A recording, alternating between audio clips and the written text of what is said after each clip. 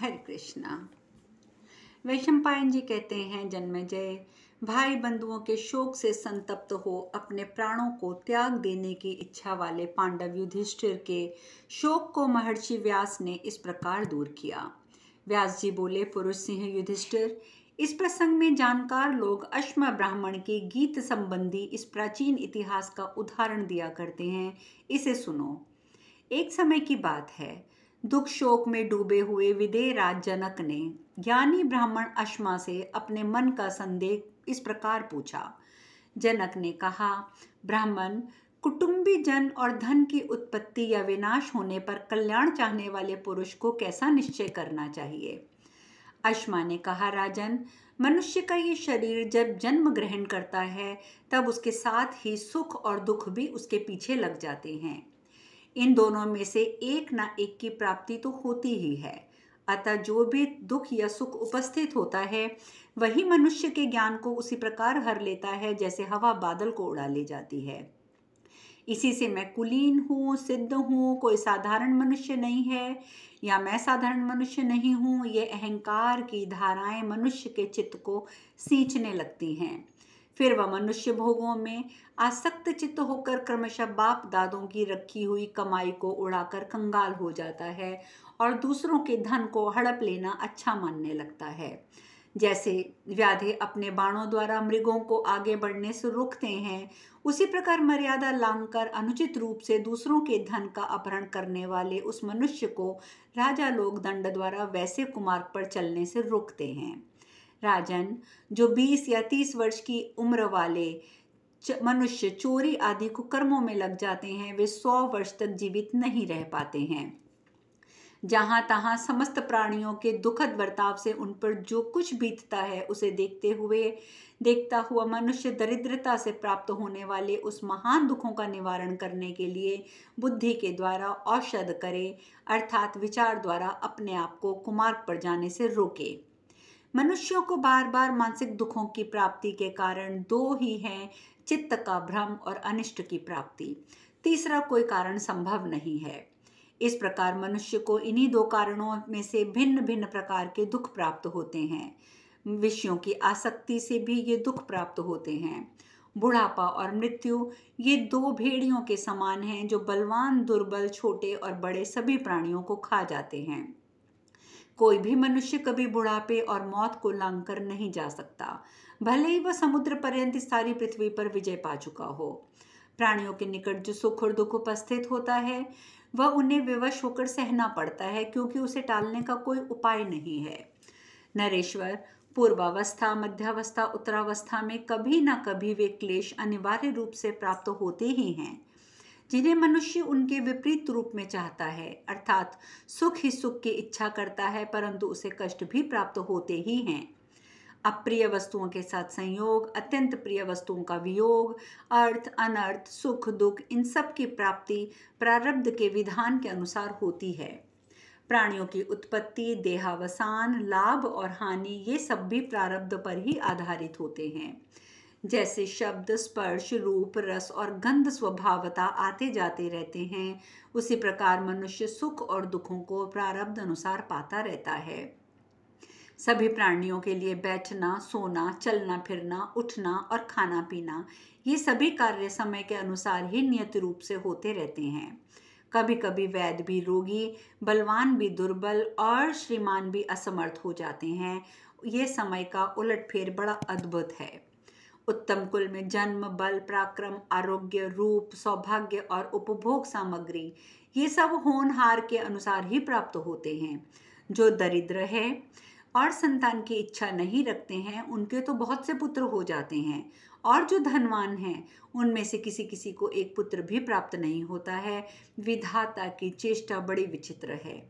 रोग, अग्नि, जल, शस्त्र, भूख, प्यास, विपत्ति, विष, ज्वर और ऊंचे स्थान से गिरना ये सब जीव की मृत्यु के निमित्त हैं। जन्म के समय जिसके लिए प्रारब्धवश जो निमित्त नियम कर दिया गया है वही उसका सेतु है, और वही उसके द्वारा वह जाता है जहां उसे जाना हो, अर्थात परलोक में गमन करता है। कोई इस सेतु का उल्लंघन करता दिखाई नहीं देता, अथवा पहले भी किसी ने इसका उल्लंघन किया हो ऐसा भी देखने में नहीं आया है। कोई कोई पुरुष तो तपस्या आदि प्रबल पुरुषार्थ के द्वारा दैव के नियंत्रण में रहने योग्य नहीं है, वह पूर्वोक्त सेतु का उल्लंघन करता दिखाई दे सकता है। इस जगत में धनवान मनुष्य भी जवानी में नष्ट होता दिखाई देता है। क्लेश में पड़ा हुआ दरिद्र भी 100 वर्ष तक जीवित रहकर अत्यंत वृद्धा अवस्था में मरता देखा गया है। जिनके पास कुछ नहीं है, ऐसे दरिद्र भी दीर्घजीवी देखे जाते हैं और धनवान कुल में उत्पन्न हुए मनुष्य भी कीट पतंगों के समान नष्ट होते रहते हैं। जगत में प्रायः धनवानों को खाने और पचाने की शक्ति ही नहीं होती है और दरिद्रों के पेट में भी काठ भी पच जाता है। दुरात्मा मनुष्य काल से प्रेरित होकर ये अभिमान करने में लगता है कि मैं ये करूँगा। तत्पश्चात असंतोषवश उसे जो जो अभीष्ट प्राप्त होता है, उस पाप पुण्य कृत्य को वह करने लगता है। विद्वान पुरुष शिकार करने, जुआ खेलने, स्त्रियों के संसर्ग में रहने और मदिरा पीने के प्रसंगों की बड़ी निंदा करते हैं, परंतु उन पाप कर्मों में अनेक शास्त्रों के श्रवण और अध्ययन से संपन्न पुरुष भी संलग्न देखे जाते हैं। इस प्रकार काल के प्रभाव से समस्त प्राणी इष्ट और अनिष्ट पदार्थों को प्राप्त करते रहते हैं। इस इष्ट और अनिष्ट की प्राप्ति का अदृष्ट के सिवा कोई दूसरा कारण दिखाई नहीं देता है। वायु, आकाश, अग्नि, चंद्रमा, सूर्य, दिन, रात, नक्षत्र, नदी और पर्वतों को काल के सिवा कौन बनाता और धारण करता है। सर्दी, गर्मी, वर्षा का चक्र भी काल से ही चलता है। नरेश्वर, इसी प्रकार मनुष्यों के सुख दुख भी काल से ही प्राप्त होते हैं। वृद्धावस्था और मनुष्य के वश, मृत्यु के वश में पड़े हुए मनुष्य को औषध, मंत्र, होम और जप भी नहीं बचा पाते हैं। जैसे महासागर में एक काठ और दूसरे या कोई दूसरी ओर आकर दोनों थोड़ी देर के लिए मिल जाते हैं तथा मिलकर फिर बिछुड़ भी जाते हैं, इसी प्रकार यहाँ प्राणियों के संयोग वियोग देखे जाते हैं। जगत में जिस धनवान पुरुषों की सेवा में बहुत सी सुंदरियां गीत और वाद्य के साथ उपस्थित हुआ करती थी और जो अनाथ मनुष्य दूसरों के अन्न पर निर्वाह करते थे, उन सबके प्रति काल की समान चेष्टा होती है। हमने संसार में अनेक बार जन्म लेकर सहस्त्रों माता पिता और सैकड़ों स्त्री पुरुषों के सुख का अनुभव किया है, परंतु अब वे किसके हैं और हम उनमें से किसके हैं, नहीं पता। इस जीव का ना तो कोई संबंधी होगा, ना किसी का संबंधी वह होगा। जैसे मार्ग में चलने वाले को दूसरे राहगीर का साथ मिल जाता है, उसी प्रकार यहाँ भाई, बंधु, स्त्री पुरुष और सहृदयों का समागम होता रहता है। अतः विवेकी पुरुष को अपने मन में ये विचार करना चाहिए कि मैं कहाँ हूँ, कहाँ जाऊँगा, कौन हूँ, यहाँ किस लिए आया हूँ और किसके लिए किसका शोक करूँ। ये संसार चक्र में घूमता रहता है। इसमें प्रियजनों का सहवास अनित्य है। यहाँ भ्राता, मित्र, पिता और माता आदि का रास्ता रास्ते में मिले हुए बढ़ोइयों के समान ही है। यद्यपि विद्वान पुरुष कहते हैं कि परलोक ना तो आंखों के सामने आता है, ना पहले का ही देखा हुआ होता है, तथापि अपने कल्याण की इच्छा रखने वाले पुरुष को शास्त्रों की आज्ञा का उल्लंघन ना करके उनकी बातों पर विश्वास करना चाहिए। विज्ञ पुरुष पितरों का श्राद्ध और देवताओं का यजन करें, धर्मानुकूल कार्यों का अनुष्ठान और यज्ञ करें और विधिपूर्वक धर्म, अर्थ और काम की सेवा करें। जिसमें जरा और मृत्यु के रूप में बड़ा ग्रह पड़े हुए हैं, उस गंभीर काल समुद्र में वह सारा संसार डूब रहा है, किंतु कोई इस बात को समझ नहीं पाता है। केवल आयुर्वेद का अध्ययन करने वाले बहुत से वैद्य भी परिवार सहित रोगों के शिकार हुए देखे जाते हैं। ये कड़वे काढ़े और नाना प्रकार के धृत पीते रहते हैं, तो भी जैसे महासागर अपनी तटभूमि से आगे नहीं बढ़ता, उसी प्रकार वे मौत को लांघ नहीं पाते हैं। रसायन जानने वाले वैद्य अपने लिए रसायनों का अच्छी तरह प्रयोग करके भी वृद्धावस्था द्वारा वैसे ही जर्जर हुए दिखाई देते हैं, जैसे श्रेष्ठ हाथियों के आघात से टूटे हुए वृक्ष गोचर होते हैं। इसी प्रकार शास्त्रों के स्वाध्याय और अभ्यास में लगे हुए विद्वान, तपस्वी, दानी और यज्ञशील पुरुष भी जरा और मृत्यु को पार नहीं कर पाते। संसार में जन्म लेने वाले सभी प्राणियों के दिन, रात, वर्ष, मास और पक्ष एक सा बार बीत कर फिर वापस नहीं लौटते हैं। मृत्यु के इस विशाल मार्ग का सेवन सभी प्राणियों को करना पड़ता है। इस अनित्य मानव को भी काल से विवश होकर कभी न टलने वाले मृत्यु के मार्ग पर आना ही पड़ता है। आस्तिक मत के अनुसार जीव से शरीर की उत्पत्ति हो, शरीर से जीव की। सर्वथा स्त्री पुरुष आदि या अन्य बंधुओं के साथ जो समागम होता है वह रास्ते में मिलने वाले राहगीरों के समान ही है। किसी भी पुरुष को कभी किसी के साथ भी सदा एक स्थान से रहने का सुयोग नहीं मिलता। जब अपने शरीर के साथ भी बहुत दिनों तक संबंध नहीं रहता, तब किसी दूसरे के साथ कैसे रह सकता है? राजन, आज तुम्हारे पिता कहाँ हैं? आज तुम्हारे पितामह कहाँ हैं? निष्पाप नरेश, आज ना तो उन्हें तुम देख रहे हो, ना ही वे तुम्हें देख रहे हैं। कोई भी मनुष्य यहीं से स्थूल नेत्रों वाले नेत्रों द्वारा स्वर्ग और नरक को नहीं देख सकता। उन्हें देखने के लिए सत्पुरुषों के पास शास्त्र ही एकमात्र नेत्र हैं। अतः नरेश्वर, तुम यहाँ उस शास्त्र के अनुसार आचरण करो। मनुष्य पहले ब्रह्मचर्य का पूर्ण रूप से पालन करके गृहस्थ आश्रम को स्वीकार करे और पितरों, देवताओं और मनुष्यों के ऋण से मुक्त होने के लिए संतान उत्पादन तथा यज्ञ करे, किसी के प्रति दोष दृष्टि ना रखे। मनुष्य पहले ब्रह्मचर्य का पालन करके संतान उत्पादन के लिए विवाह करे, नेत्र आदि इंद्रियों को पवित्र रखे, स्वर्ग लोक तथा इहलोक के सुख की आशा छोड़कर हृदय के शोक संताप को दूर करके यज्ञ परायण हो परमात्मा की आराधना करता रहे। राजा यदि नियम पूर्वक प्रजा के निकट से उनके रूप में द्रव्य ग्रहण करे और राग द्वेष से रहित होकर राजधर्म का पालन करता रहे, तो उस धर्म परायण नरेश का सुयश संपूर्ण चराचर लोकों में फैलता रहता है। निर्मल बुद्धि वाले विदेहराज जनक अश्मा का ये युक्तिपूर्ण संपूर्ण उपदेश सुनकर शोक रहित हो गए और उनकी आज्ञा लेकर अपने घर लौट आए। अपने धर्म से कभी च्युत न होने वाले इंद्रतुल्य पराक्रमी कुंती कुमार युधिष्ठिर, तुम भी शोक छोड़ दो और हृदय में हर्ष धारण करो।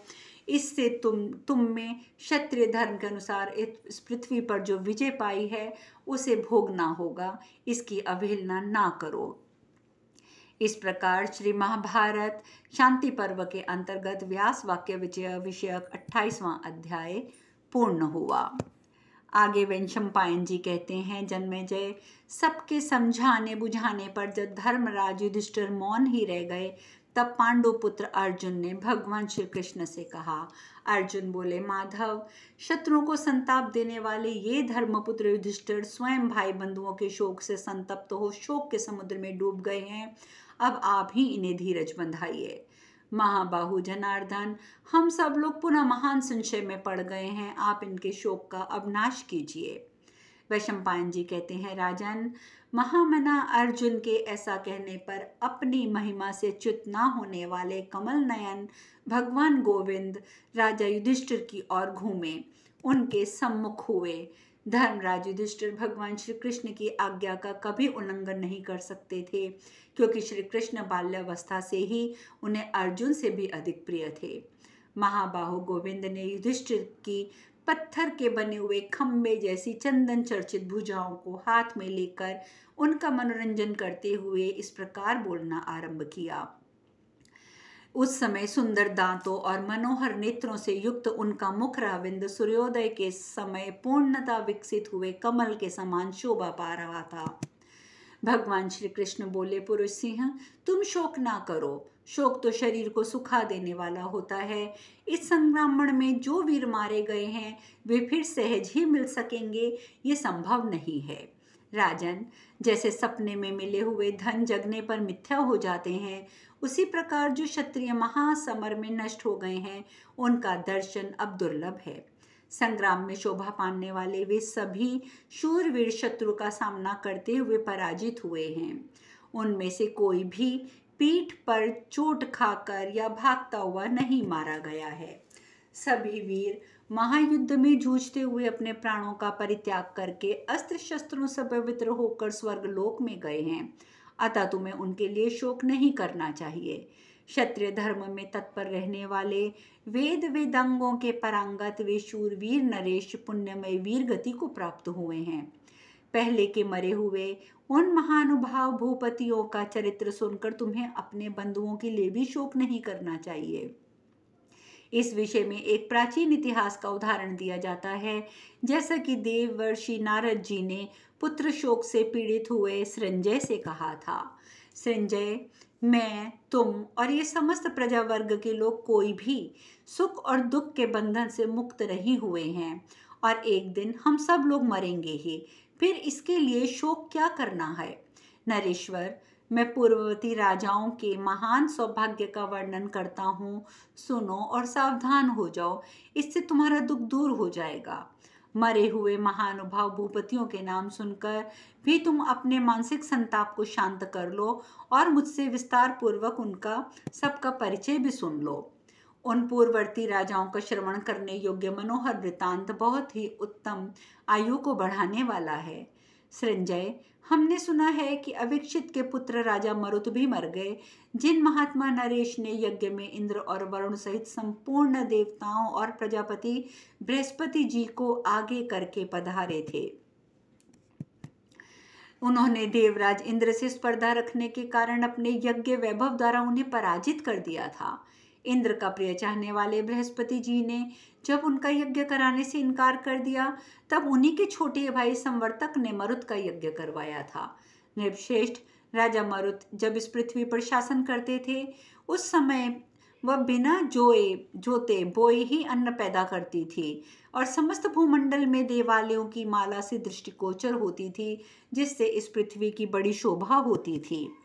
महामना मरुत के यज्ञ में विश्व देवगण सभासद थे और मरुदगण और साध्यगण रसोई परोसने का कार्य करते थे। मरुदगणों ने मरुत के यज्ञ में उस समय खूब सोमरस का पान किया। राजा ने जो दक्षिणाएं दी थी वे देवताओं, मनुष्यों और गंधर्वों के सभी यज्ञों से बढ़कर थी। संजय, धर्म, ज्ञान, वैराग्य और ऐश्वर्य, उन चारों बातों में राजा मरुत तुमसे बढ़ चढ़ कर थे और तुम्हारे पुत्र से भी अधिक पुण्यात्मा थे। जब वे ही मर गए तो औरों की क्या बात है। अब तुम अपने पुत्र के लिए शोक ना करो। संजय, अतिथि सत्कार के प्रेमी राजा सुहोत्र भी जीवित नहीं रहे, ऐसा सुनने में आया है। उनके राज्य में इंद्र ने 1 वर्ष तक सोने की वर्षा की थी।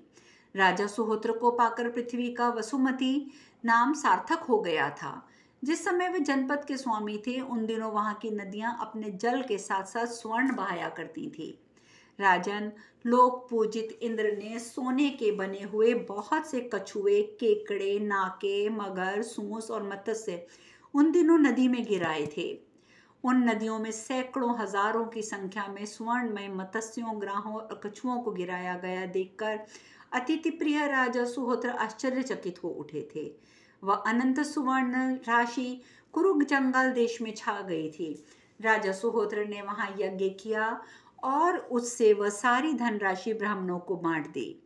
श्वेत पुत्र संजय, वे धर्म, ज्ञान, वैराग्य, ऐश्वर्य, इन चारों कल्याणकारी गुणों में तुमसे बढ़कर थे और तुम्हारे पुत्र से भी अधिक पुण्यात्मा थे। और जब वे ही मारे गए तो तुम्हारी क्या बात है और दूसरों की क्या बात है। अतः तुम अपने पुत्र के लिए शोक ना करो। उसने ना तो कभी कोई यज्ञ किया था, ना दक्षिणा बांटी थी, अतः उसके लिए शोक मत करो, शांत हो जाओ। संजय, अंगद देश के राजा वृत्रथ की भी मृत्यु हुई थी, हमने ये भी सुना है। तुम जानते हो कि यजमान वृत्रथ ने उस विस्तृत यज्ञ में सुवर्णमय कमलों की मालाओं से अलंकृत 10 लाख हाथी की दक्षिणा में बांटे थे। उन्होंने एक यज्ञ में 1 करोड़ स्वर्ण मालधारी गाय, बैल और उनके सहस्त्रों सेवक दक्षिणा रूप में दिए थे। यजमान अंग जब विष्णुगत पर्वत पर यज्ञ कर रहे थे, उस समय इंद्र वहां सोमरस पीकर मतवाले हो उठे और दक्षिणाओं से ब्राह्मणों कर भी आनंदोन्मत्त छा गया था। राजेंद्र, प्राचीन काल में अंगराज ने ऐसे ऐसे 100 यज्ञ किए थे और सब में जो दक्षिणाएं दी गई थी वे देवताओं, गंधर्वों और मनुष्य के यज्ञों से बढ़ी हुई थी। अंगराज ने 7 सोम संस्थाओं से जो धन दिया था उतना जो दे सके ऐसा कोई दूसरा मनुष्य ना तो पैदा हुआ है और ना होगा। और संजय, पूर्वोक्त चारों कल्याणकारी गुणों में बृहद्रथ तुमसे बहुत बड़े चढ़े थे, तुम्हारे पुत्र से भी अधिक पुण्यात्मा थे और जब वे भी मारे गए तो दूसरों की क्या बात है। तुम अपने पुत्र के लिए शोक ना करो। अब शेष कथा कल। हरे कृष्णा।